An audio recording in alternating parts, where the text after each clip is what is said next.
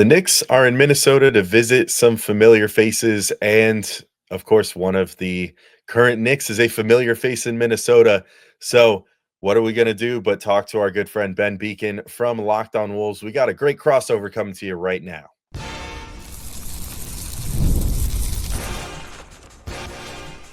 You are Locked On Knicks, your daily New York Knicks podcast, part of the Locked On Podcast Network. Your team every day. All right, welcome in to Locked On Knicks. This episode is brought to you by FanDuel. You can start the season with a big return on FanDuel. New customers place a $5 bet, and you'll get started with $150 in bonus bets if you win your first $5 bet. Visit FanDuel.com to get started. And I want to thank you guys for making Locked On Knicks part of your day every single day, whether you're checking us out on your favorite podcast platform or on YouTube. We appreciate you making this part of your daily routine. Make sure you hit the subscribe button on both and then the notification bell on YouTube or the auto download function on your favorite podcast app so you never miss an episode. And then if you haven't heard and you want even more Locked On Knicks in your life, your favorite podcast now has a newsletter. So introducing the Locked On Knicks Daily Newsletter, one stop for ultimate team and league coverage delivered right to your inbox.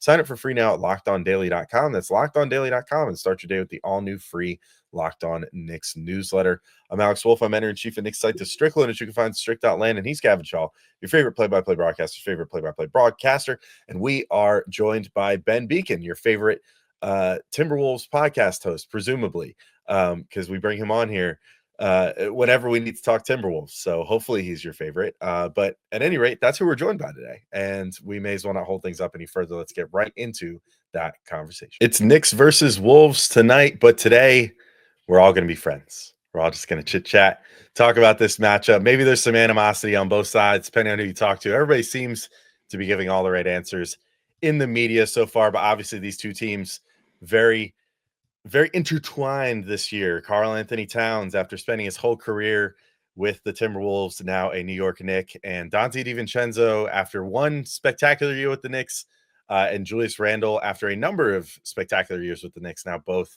on the Minnesota Timberwolves.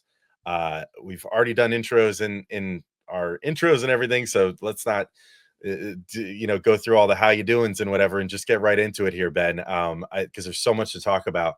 Yep. I know based off checking the fan pulse of Timberwolves fans, it seems a little dicey over there in terms of the reception for Donte DiVincenzo and Julius Randle. What have things been like so far for them this year? How are they adjusting to Minnesota? I mean, just in general, what have things been like so far halfway across the country? Yeah, I mean, I think overall, Julius, we could start here. They're already starting a little bit behind the eight ball because Karl-Anthony Towns was in Minnesota for 9 seasons, I think it was.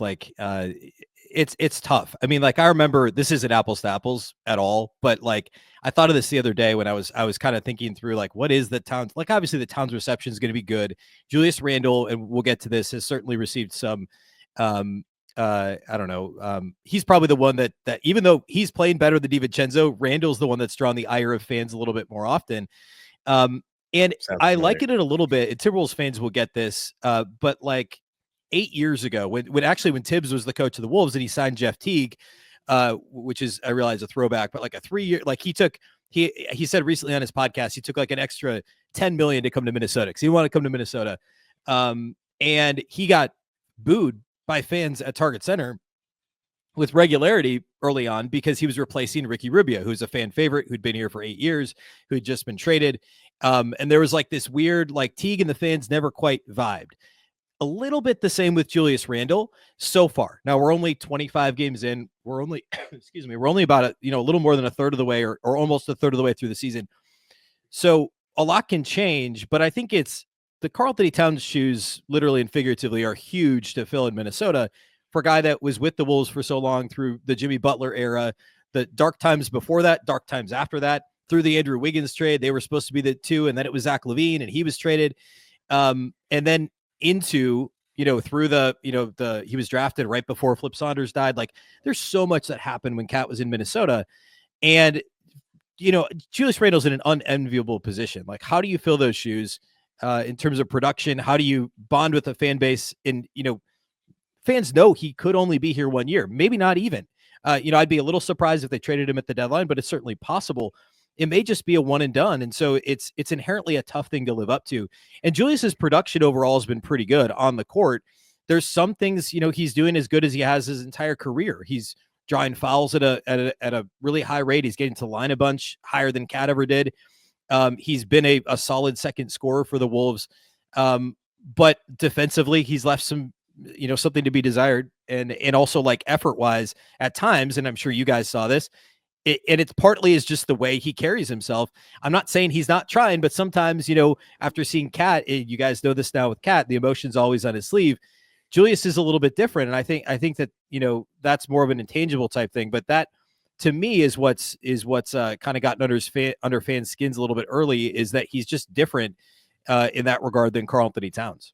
I think Julius would benefit so much from just hiring a body language expert and be like, hey man, I know you're not feeling this way, but when you just kind of shrug your shoulders when someone blows by you and you're supposed to rotate and you didn't, it kind of looks bad to everyone. And just a Wolves PR person could tell him that, a Knicks PR person could tell him that, and I feel like that would save him a lot of hassle. But yeah, go ahead. I was gonna say, you guys probably saw the clip, and maybe not, but it was whatever game that they won on a last second tip in. It was maybe 2 weeks ago. It was like right when they were starting to turn the corner. It was like offensive rebound, put back, or no, it was they secured a defensive rebound. I don't remember exactly, but Randle just kind of stood there, like called for the ball, like kind of. So there's 10 seconds left of the game. Everyone's scrambling, and then they win the game. Guys are hugging, they're excited, and he just kind of walks off the court. And that was like people were after a win, like, what's going on with this guy? Like, why is he not more excited? And the actual reporting on it is like, people like him. He's fine. He's just a different guy. And fans just aren't used to that yet. Yeah, there was a Knicks game a few years ago. Alex, I don't know if you remember who they were playing, but they were playing, I think it was late season. They were playing all the younger guys down the stretch. Julius was struggling. They won either on a buzzer beater or it was like an incredible comeback. Everyone was flipping out and Julius just walked off the court. And we were like, the next day we were like, all right, trade this guy. Like, screw this. He doesn't. That was against the Bulls. I specifically remember that game. It was against the Bulls. Yeah. And then there was also, he also last year, and he might still be doing this year, but like last year hired a I don't know what you even call it, like a meditation coach or something. Like, and before games would sit there and you could see him like meditating. And then like after games, a lot of times he did, unless he got called for like the post-game interview or whatever, you could see him kind of just like see himself out sometimes. And that's just sort of the type of dude that he is. But yeah, for sure. He's not, he never really had that moment other than maybe like his worst season in New York, where he was kind of like screaming at the camera in like the opening game against the Celtics and whatever, like that sort of emotion. Like, he never really had that moment that like Cat had recently where he was like pulling the New York on his jersey and like pointing to it and, gesticulating and everything. That just wasn't really like Julius's flavor. And the irony of it is that at times, especially in those lean years when everybody was like, Cat's supposed to be the 1A, like I think 2 years, who's the NBA.com GM survey, like if you could start a team with any player, who would it be? And Cat was the guy. Like people are like, why are we still winning 25 games? And then you have Cat doing Cat stuff, which is great when you're winning like the Knicks are now, like the Wolves did last year, where he's sometimes overly emotional and wears his heart on his sleeve and does the, as you said, the gesticulating and stuff like that. And, being really overly dramatic on and sometimes off the court. And it's great if you're winning, and it's not if you're losing. And so the irony here is that like there was that side of it too. And of course there's always fans, there's always someone somewhere that doesn't like whatever it is. And so there was also that kind of narrative with Cat, like he doesn't read the room. He's not self-aware, which I think is still true to an extent, but he's obviously, as he said recently, grown up. He's a man. He's, in a different place in his life now. I mean, he's just completely different than he was years ago, but Randle's very different than that in terms of like actual production. Yeah, he's been fine. I mean, like Anthony Edwards is, he's the engine, obviously, and Randle knew that coming in, and Cat knew it last year. And I think that was one of the more impressive things about Cat's season last year. And we talked about this at the time of the trade, is he understood, hey, I'm 1B now. Like I'll seed this. I'll play the 4 instead of the 5, which we'll get to him playing the 5 in New York. And like adapted his game. Randle's done it compared to what he did with the Knicks last year. But there's just less shots to go around. There's less opportunities. The offense is still clunky because there is kind of this my turn, your turn thing where, and we saw it early in the Ant and Cat years too, where it's literally like, okay, it's your possession. You can isolate. And then it's Julius's possession. He's backing somebody down 18 feet from the basket. Nobody else is getting the ball in this possession, and everyone just kind of knows it. And that's okay most of the time because Randle's such a good offensive player. It's just not smooth yet, I think is kind of the other thing that gets under people's skin. Yeah, I think that's exactly where I was going to go, because it took really until that OG Anunoby trade for, I think, Julius Randle to, like, it only felt natural if he was the unquestioned number one guy. Like the magic of that 2020 season for the Knicks, where they had essentially no talent around him and they got the 4 seed. It was like, Julius, you are empowered to do whatever you want. And most, even like good NBA players, sub all-star NBA players, if you say, hey, it's your show, they're going to look pretty good. And Julius's ability to do that relatively efficiently that year and shoot 40% from 3 that year was incredible. I was really curious how clunky it was going to look in Minnesota with Anthony Edwards, who at least until this year, like somebody wanted to get downhill, get to the rim. Rudy Gobert, who like maybe a little more flexible than Mitchell Robinson, but also someone who hovers around the basket a lot. And I'm sure it's helped that Anthony Edwards has turned into an elite high volume 3-point shooter. But I'm curious, like just how those three have worked together, because I'm sure you talked about it on your show. Like I saw that clip where he just like chucked the ball at Gobert after Gobert complained about not getting the ball. And I can imagine there's some animosity there, and it's been tough, to your point, to have a fluid offense with those three kind of. Yeah, the Randle Gobert thing is it's certainly not smooth still. That's actually probably a bigger deal than the Randle Ant thing. Yeah. It's but only because Ant's still getting his, right? Like you alluded to this. He shoots a lot more threes than he used to. He's not shooting at the rim as often. And part of that is, I think, the spacing, because Randle, which was my number one concern after the trade, was obviously teams have to respect Cat from 3. He's shooting a career high this year from 3 for the Knicks. Randle, is a league average type volume 3-point shooter, and teams respect it to an extent.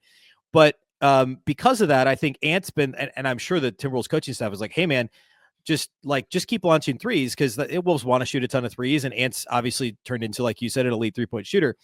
That's going to create some additional space when you've got Randle and Gobert. Randle would rather get to 12 feet and shoot a tough, mid-range 2 and maybe draw a foul. Gobert is actually the one who's seen his opportunities dwindle. I mean, like his usage rate is like the lowest since his second or third year in the league. His just field goal attempts per game, just a raw number like that, is very low. His scoring is only around 10 points per game.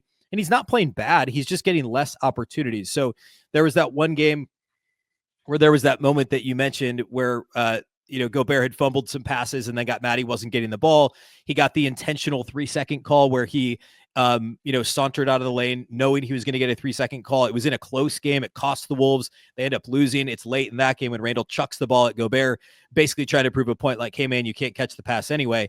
But just last game when the Wolves won, I think it was Sunday night, Randle threw a lob to Gobert, and it wasn't a perfect pass. Gobert had to go up and get it and dunked over somebody. And so we're seeing those moments. Everybody's kind of watching. The body language experts are watching. Are these guys like dapping each other up after plays? And like, they are, like, it feels like things are where they should be. And the team had, the players only meeting and all that. They've now won 6 of 7. So things seem to be trending in the right direction. I mean, Gobert has these moments. A couple years ago, it was with Kyle Anderson in the last game of the regular season. Randle and Gobert are very unique personalities. And so I think ultimately it's going to be okay. And we've seen signs of that recently, but it's still like an offense that was very middle of the pack last year is worse than that this year, because you take out somebody like Cat and his spacing and his true 3-level scoring, and you bring in somebody who's got a very, certainly a very talented scorer in Julius Randle, but a much more, I would call it a narrower skill set offensively. And it just kind of limits what you can do as a team. And they just haven't found the ability to be, consistently synergistic, if you will. And that's that, the Rudy Randle thing is probably the biggest piece of that. Well, one guy that if you take one look at the stat sheet, definitely is having a hard time finding his way being synergistic is Donte DiVincenzo so far this year. So let's talk about him in a moment. And then Gavin and I can field some questions about Cat and the overall experience with the Knicks, which honestly, I think we're both getting pretty glowing reviews. He's been pretty great so far, pretty much as advertised. So we'll be back in just a moment to discuss all that. But first, we want to tell you about our newest friends here at Locked On over at Built. Today's episode is sponsored by Built Rewards. If you're a renter, listen up. This is a total game changer. Thanks to Built, you can now earn points on rent payments, just like you do with groceries or travel. Paying rent now comes with serious perks, and it's completely free to join. Earn valuable Built points on your rent and everyday spending at no extra cost. Redeem points for flights, hotel stays, and even future rent payments. With over 500 airlines and 700,000 hotels in their program, the possibilities are endless. Access unique experiences that are exclusive to Built members. I love using points for travel, and Built makes it so easy to turn rent into rewards. I'm paying it anyway, so I might as well benefit for it. Why not make it work for me? Start earning points on rent you're already paying by going to joinbuilt.com/LockedOnNBA. That's joinbuilt.com/LockedOnNBA. Make sure to use our link so they know we sent you. Don't wait. Start earning rewards today. And today's show is also brought to you by Game Time. And let me tell you guys about Game Time Picks. It's my favorite thing about the Game Time app. It's a relatively new feature, and it makes getting tickets for live events even easier. It filters out all the fluff to show you only incredible deals on great seats, so you don't have to waste time searching through thousands of tickets. I used this recently when I went to the Knicks-Mavs game in Dallas when I was visiting some friends. And, not a great game, but really great seats, honestly. The seats were cool, and the deal was even better. So I can't complain there. Game Time did their job. The Knicks just didn't do their job in that particular game. But the other favorite feature of mine with Game Time is all-in pricing, which allows you to see the total up front with no surprise fees at checkout. So you don't have to do that song and dance where you think you found the best seat in the building and then you click it and it's like, oh, it's going to be like $20 a seat. This is going to be awesome. And then all of a sudden you go to check out and it's like $65 a seat and you don't know what happened. Well, it's all those fees. And luckily Game Time just puts those all out in the open. If you hit that toggle and then you're good to go. So if you want to take the guesswork out of buying tickets, you can use Game Time as well. Download the Game Time app, create an account, and use code LOCKEDONNBA for $20 off your first purchase. Terms apply. Again, create an account and redeem code LOCKEDONNBA for $20 off. Download Game Time today. What time is it? Game time. All right, we're back in to keep talking through the Knicks turned Wolves, and let's talk a little Donte DiVincenzo here, Ben. Things not looking fantastic for him so far this year. I have to admit, I have not watched a lot of Wolves basketball, but I have heard of the tale of Dante not playing super good. 8.3 points, 3.1 rebounds, 3.4 assists so far this year, but it's the shooting splits where things get really ugly.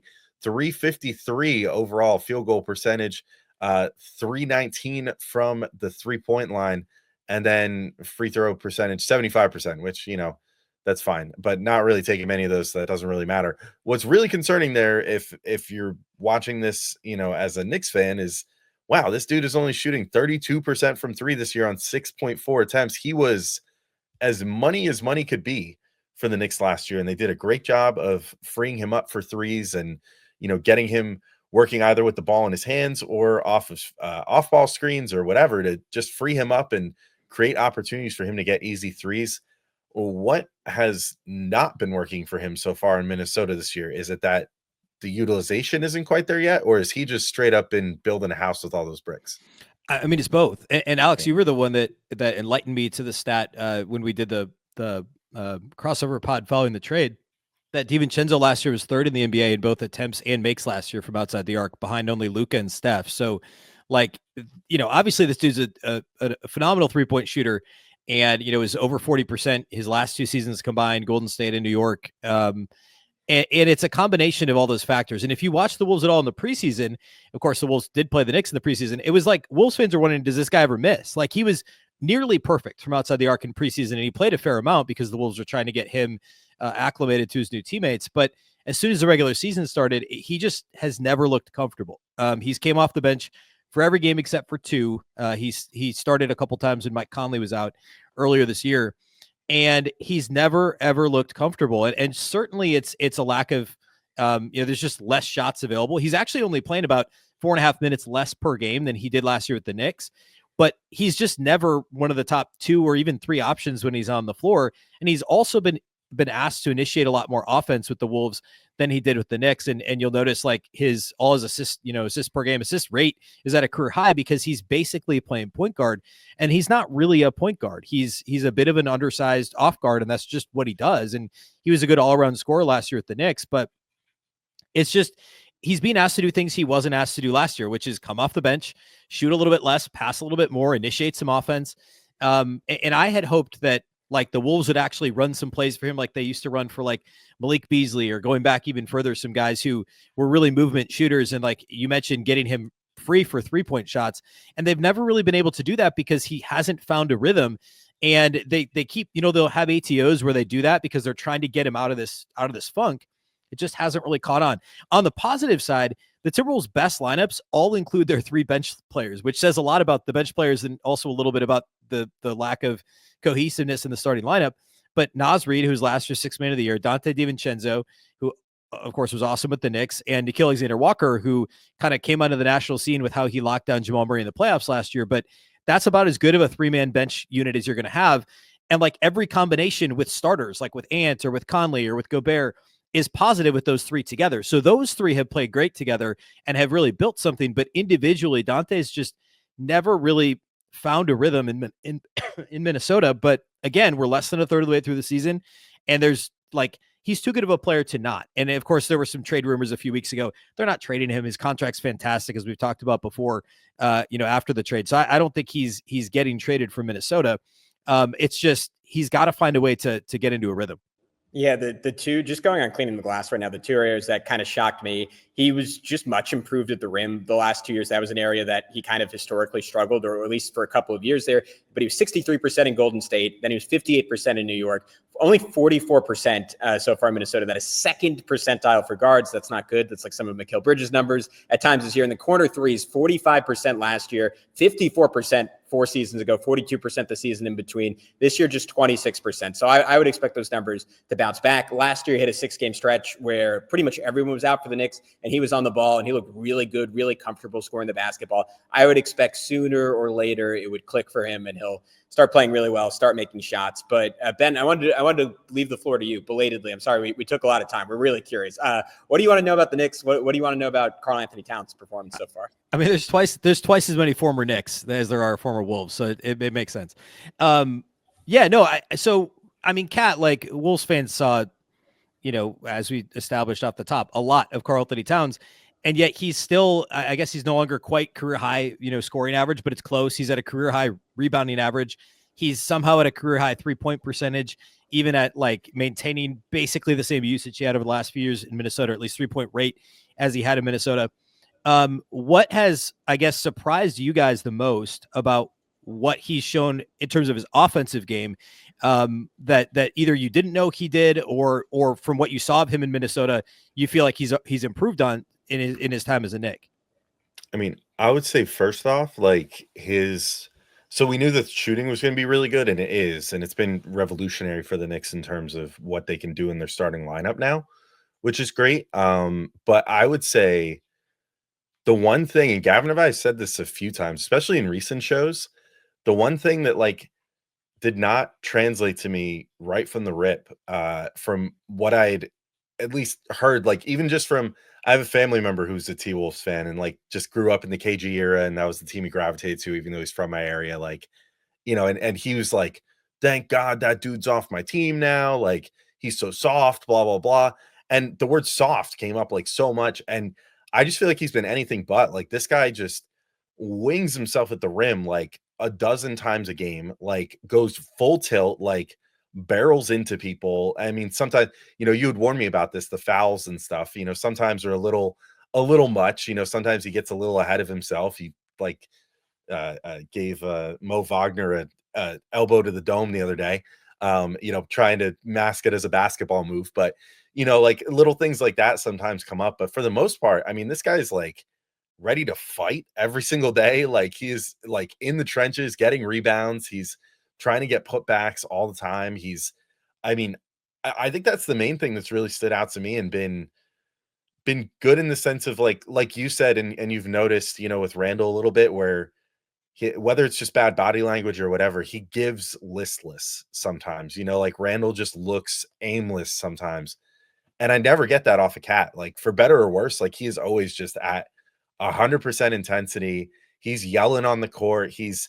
Sometimes gesticulating at the refs or whatever and getting a little, animated and stuff. But for the most part, like he's out there. He does stuff. He gets pissed off. He does things that are like kind of swaggy as a result.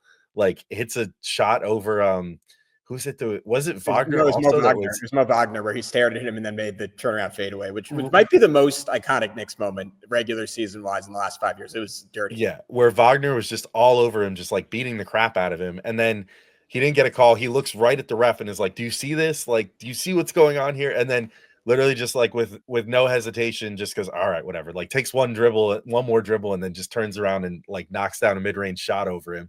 Since he's like, "Well, I can't back him down since he's fouling me. I'll just hit a jumper from here, I guess." And that's all. To me, Gavin, I think that's been the biggest thing that's stood out. That we knew the spacing was going to get better, and everything else, but I think all in all, just the swagger factor, and I would say the toughness that he's brought to the Knicks in many respects has actually been something I didn't quite expect, and something that's really shown through this year. Yeah, just a beast of a rebounder. I think still leading the NBA in rebounds per game, certainly the best defensive rebounder in basketball so far this year. And a lot of contested rebounds because the Knicks are pretty small around him. OG Anunoby, Mikal Bridges have both had poor defensive rebounding seasons. And along with Josh Hart, he's pretty much the only person keeping the Knicks alive in that category. And every night you see teams like pretty aggressively crashing, knowing that's a weakness for a lot of those guys. And Cat's fending off 2 or 3 guys. So to me, I think that's the most important area where that toughness manifests. It's just winning contested rebounds. His ability downhill, I knew a little bit about it, but I think it's standing out that there's not a center on the floor, and he just is a rim runner, but even more so off the dribble. Like he's just been a tough driver, like finishing with like really powerful dunks at times. And that's a lot of fun because the Knicks had that with Julius at his best. And I thought it was something they would lose. And Cat's just brought some of that bruising downhill nature, which I didn't really always associate with him. So that's been really cool. And then the one other thing is like I heard on a different podcast, I think it was Dane Moore, said like he was a pretty bad passer out of the post. Like with Tibbs, he could really score in the post. He was sloppy. Was not good at passing the basket. He's been like the opportunities have been kind of finite. Like he's not posting up a ton, but when he is doubled, like he's been really calm, really meticulous, seems to always find the right guy. He's just really, really impressed me with his passing so far. But then, sorry, go ahead. No, I was just gonna say his turnover rate being like the lowest it's been in like 6 years is surprising to me because the usage rate is so high. Like he's obviously, he's 1B there like he was in Minnesota, I would say. I mean, I guess maybe kind of even with Jalen Brunson in terms of offensive options, but I was surprised at how low his turnover rate compared to his usage rate was. Yeah, I think it definitely helps that Jalen is so ball dominant, and sometimes he is just touching it just to finish. But to your point, like there is a lot of time on the ball, and he's just made great decisions, which has been surprising and arguably like one of the biggest and probably most underrated keys. I don't think we've talked about it enough in the Knicks offense being so good. But Ben, we'll give you another opportunity to ask some questions about the Knicks. I kind of want to get into Minnesota's elite defense, best in the NBA over the last month. We'll talk about all that and more next here on Locked On Knicks. Today's episode of Locked On Knicks and Locked On Wolves is brought to us by our friends at FanDuel. Get ready to tackle the NFL action with FanDuel, America's #1 sportsbook. Right now, new customers can bet $5 and get $150 in bonus bets if you win. The FanDuel Sportsbook app gives you everything you need to place live bets on the NFL all in one place. When you get a hunch in the middle of a game, you can check out the latest stats, view live play-by-play, and so much more on the same page where you place your bets. Thursday Night Football tonight. When I looked at this yesterday, it was Chargers -3, actually the last couple days. And I said on the show, I thought it should be 2.5. It's down to 2.5. Chargers -2.5 right now. Broncos, I still kind of like Broncos at +2.5, honestly, on the road at Los Angeles with how good the Denver defense has been playing. Obviously, fantasy football implications, playoffs this week for a lot of people in fantasy football. So plenty to pay attention to over at FanDuel. Again, you can see everything, live play-by-play and more on the same page that you place your bets. You can get started with $150 in bonus bets if you win your first $5 bet. That's FanDuel.com. Never waste a hunch. Make every moment more with FanDuel, an official sportsbook partner of the NFL. All right, Ben, anything else you want to know about the Knicks before we get into matchup specific stuff? Yeah, real quick. I want to talk briefly about like Cat's playing the 5 for the first time in 3 years, and he played the 5 in Minnesota mostly. Defensively, I mean, he shared the front court with Taj Gibson and Gorgie Jang and other guys who at times basically played the 5, at least offensively. But Cat was supposed to be the anchor of the defense, at least in terms of the front court under Tibbs in Minnesota previously. It never really worked out. He's never been the rim protector that people thought he might be coming out of Kentucky. The block rate this year is back up to where it was, which is still modest for a center, but back to where it was when he was a 5 in Minnesota. But what have you guys seen? The Knicks are pretty middle of the pack in terms of their defense. What has he done defensively, and how could the Knicks maybe, I know there's injuries and stuff as well to other bigs with the Knicks, but what does the defense look like with Cat as the 5? I would say it started bad, but is getting better.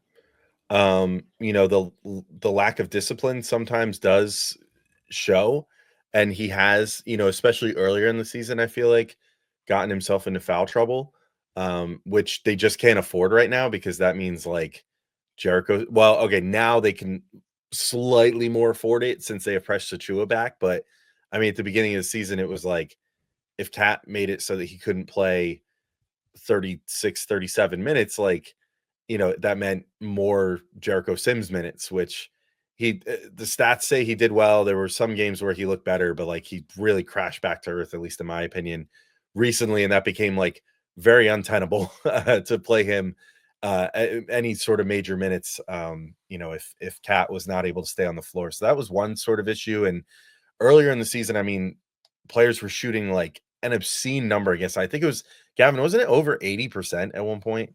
Yeah, it was like 29 at 33 or so. It was the number that was thrown out there. I think there were some people arguing that NBA.com doesn't capture every rim attempt accurately, and some of it doesn't account blocks. So there was some noise there, but it wasn't good, is the point.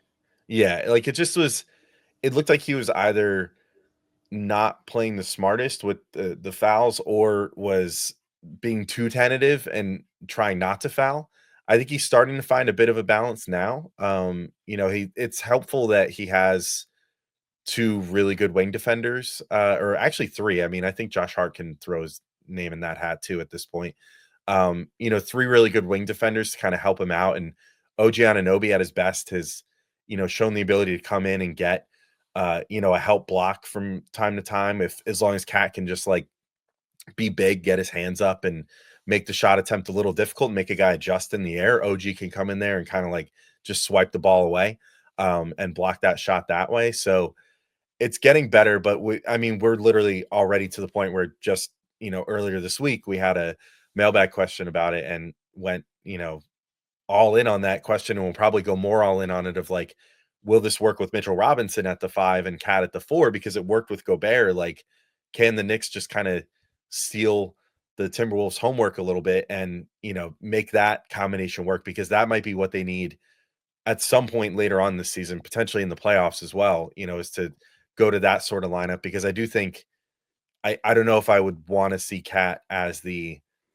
5 for the entire season manning the defense, just because I'm with you. I don't really think that that's his role, and that's fine because he can carry your whole offense and everything else. Like, but it's been a little underwhelming, but passable so far, and clearly good enough for them to be, like 5 games over 500 at this point in the season, or 6 or whatever they are right now. But, like comfortably over 500 and certainly not floundering or anything. Right. Yeah. They started getting a lot more aggressive with him, and like he was pretty much exclusively playing drop, which obviously in Minnesota was always a discussion with him, and he always struggled in that. And to start this year, like he really struggled with that. And just at times, like I think back to the Jazz loss, which was probably the Knicks' worst of the year, like along with the recent Hawks loss, where he just wasn't making contact at the rim. Like he would be jumping and someone would be 2 feet away from him. You're like, how's that even possible? Yep. Like this is one of the best athletes in the world on offense, at least in terms of his coordination and timing and flexibility. And on defense, it just, like, I know Zach Lowe always talks about that, doesn't translate for whatever reason. But recently, I think letting him blitz the ball, like play up at the level a little bit more, like it's very similar to Julius Randle, where our friend Benji Ritholtz had like an inertia theory for Julius Randle, where like if you get him in motion, you put him on a switch against a star, like he's going to look good, he's going to move his feet, capable of playing defense. Kind of same thing with Cat. Once he gets some forward momentum and is literally moving forwards instead of backwards, it looks much, much better. They've kind of gone back to playing him to drop a little bit more. And like, there have been times, like I thought that the Hawks game, he didn't have the Hawks game had a great game defensively. It was the game, maybe the Magic game at the start. Like, yeah, it was Mo Wagner just torching him and had 32 points. So it's still been a little hit or miss, but I think what Alex was getting at is like, he just makes a lot more contact at the rim now. And like in a good way, like it's mostly verticality. It's mostly up and down. Knicks over the last 10 games have had the 8th best defense, in basketball. A lot of that is Mikal Bridges kind of making a leap. but a lot of that is Cat playing a lot better. The team number one over the last 10 games, though, is the Minnesota Timberwolves, and it's by a substantial margin. I'm sure. I think you literally just did an episode of this on your show, Ben, but they are allowing 99 points per 100 possessions, which, of course, is an absurd number. I think they led the league last year, and it was something like 106. They're 4 points better than the Thunder even over the last 10 games, like 7 points better than the Rockets. That is just an absurdly high level. What's clicking for Minnesota defensively? And if you were coaching the Knicks coming in this one, how would you recommend they try to attack this suddenly super elite defense? Yeah, I mean, it looks a lot like it did last year, honestly. And it sounds like just a really easy answer, but early this season, the Wolves were playing like they were too cool for school. Like, we got to the conference finals, we can roll the ball out and play, we'll be all right.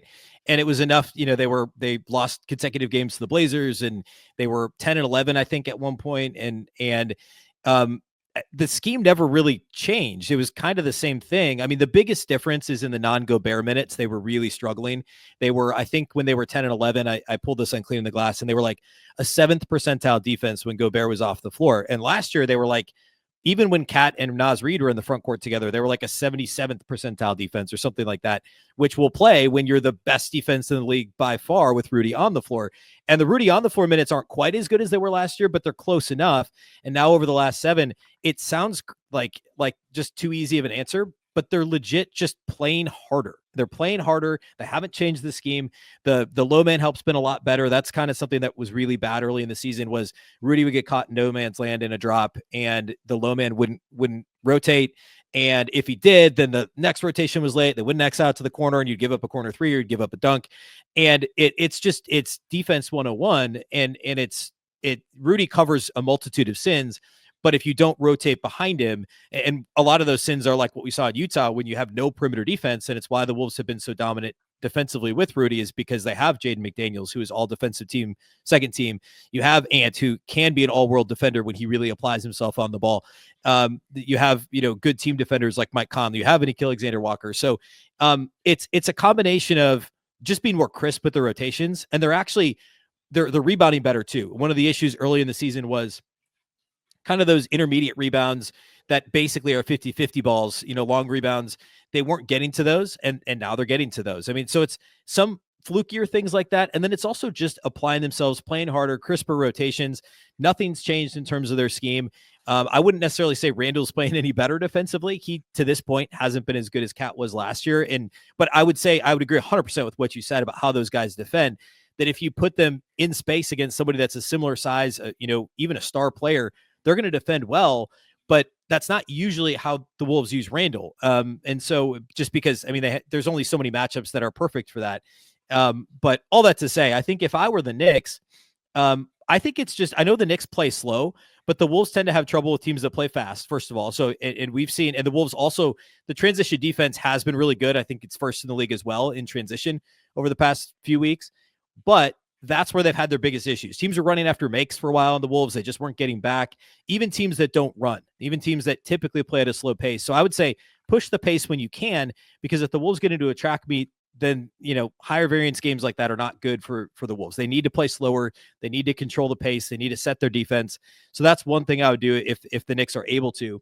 And then I think just try and make Anthony Edwards defend, because that'll wear him out on offense. And I think the Wolves, they've been playing him less on option 1A for the other team. Usually it's Jaden anyway, but sometimes Ant will pick up some of those minutes, but he's been guarding lower usage type guys, I think, to kind of preserve him, because he's played so many minutes already this year.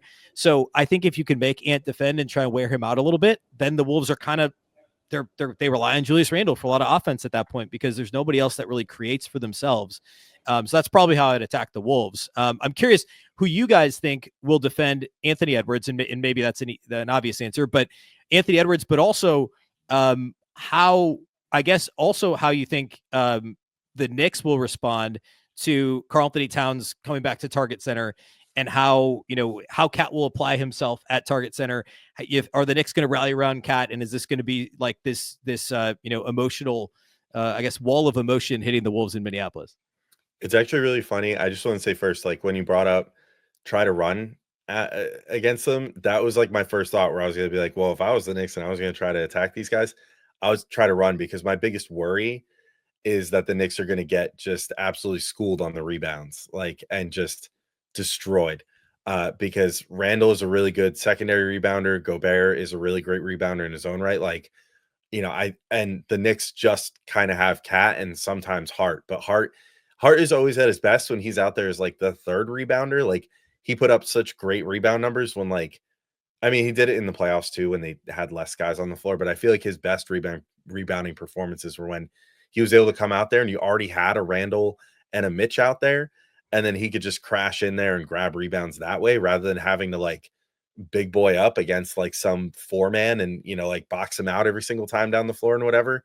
I think that's like just a better arrangement for Hart. So I hope they run in transition too. As far as who's going to guard Ant, I would say probably Bridges. I don't see any reason why it wouldn't be. The Knicks, for better or worse, have been putting him against the best player on the other like the best perimeter player on the other team pretty much the entire year. To mix results early in the season, sort of like you said, with the Wolves being a little off, like something was just off with Mikal earlier in the season, and he wasn't getting around screens as much. He wasn't like harassing guys as much. Like, it just seemed like he was kind of just going through the motions, and it felt, I don't know, maybe like his brain was still stuck in Brooklyn a little bit. But lately, I think we've been seeing on both ends, he's playing a lot more like the version of himself that we thought that he would be. So, Gavin, I don't know if you have a different thought, but I feel like he's probably the guy that will draw the Ant assignment and be tasked with that. I think so. The only like fly in the ointment for that is like the Knicks did sort of throw a wrench in that, where there was like an obvious top wing target. Like, they had a 2-game stretch against the Hornets and the Magic, which is, I think, not coincidentally, maybe the best their defense has looked all year, where they threw OG Anunoby on Brandon Miller and he completely shut him down. And they threw OG Anunoby on Franz Wagner and he really made him work for everything. And OG is the best option. I think it's sort of the inverse of what you were talking about with Ant, where they want to keep some mileage off him. They really want to trust Mikal Bridges' screen navigation, which was terrible by his standards to start this year and has gotten quite a bit better as time has got along. So I could see it going either way. I have a feeling Mikal probably starts, and if Ant starts cooking, which I could see Ant really cooking Mikal, even though he's been guarding better, the way he's defended overall this season, I could see OG getting that matchup in the second half. And I'm curious to see if it's McDaniels initially against Brunson and Brunson gets going. I wonder if they pivot to Ant, because in that preseason game, Ant was kind of locking him up and he was like clapping in Jalen's face. So I want to see part 2 of that. For my own ego as a fan, I need to see Jalen get some revenge in that matchup. From the Cat emotional standpoint, I do think they'll rally around him. This feels like a super close team. Like, him and OG like seem to have like a very like specific bond based around mutual weird senses of humor. So I think they will be fired up. I think Josh Hart will probably really want to get this win for Cat. Jalen's a killer every single night. And it just feels like a big game either way. Like, these two teams right after the Anunoby trade a year ago played one of my favorite games of the year. Ironically, Julius Randle was the hero in that one, so maybe he does it for the other side this time around. But in my memory, they've mostly played really good games in the preseason. That was an epic first half before Minnesota kind of ran away with it, if memory serves.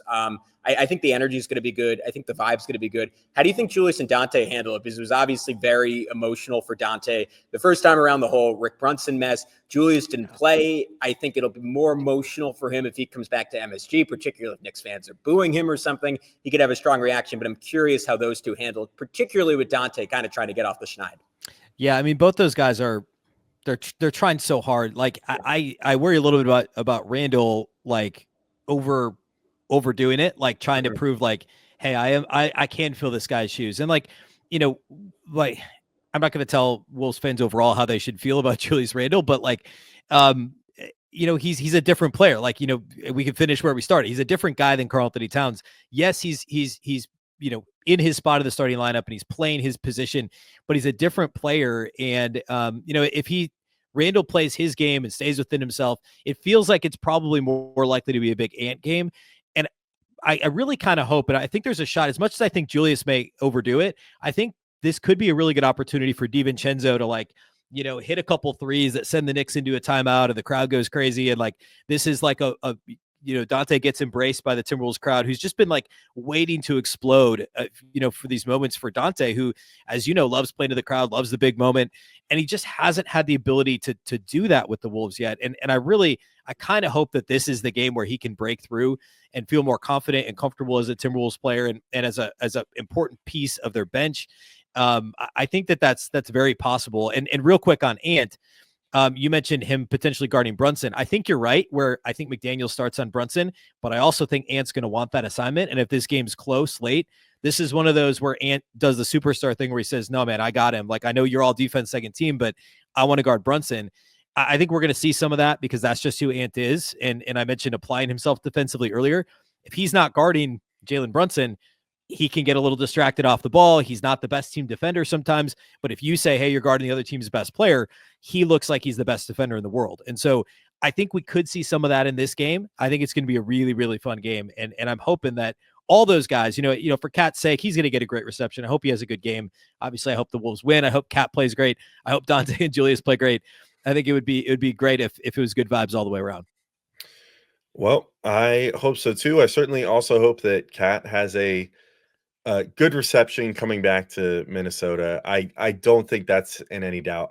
No. I mentioned that I've seen some fans that were like, all aboard getting rid of him, when he got traded and whatever. But certainly a lot of the response I've seen since then has been like, man, I really miss Cat. Yeah. I think that's the general sentiment from my perspective of what I've seen of, what Minnesota fans have been saying and stuff. Yeah, So people love Cat. He was here so long and he saw so much, and the grass is always greener, right? So like there's always going to be people that didn't feel like, you mentioned him being soft, that being a narrative and that whole thing. But the vast majority of Timberwolves fans absolutely loved him, and it's gonna be great.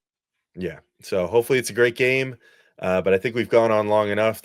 All that's left now is for them to play the basketball game. So we'll do that tonight. Of course, make sure to subscribe and hit the notification bell and hit the auto download function and all that for Locked On Knicks and Locked On Wolves. If you're interested in both teams and both perspectives after tonight's game. But till then, this has been Locked On Knicks and Locked On Wolves, and this was a really fun crossover. Ben, thanks for hopping on with us, and let's see how this game goes. Likewise, let's do it. Bang.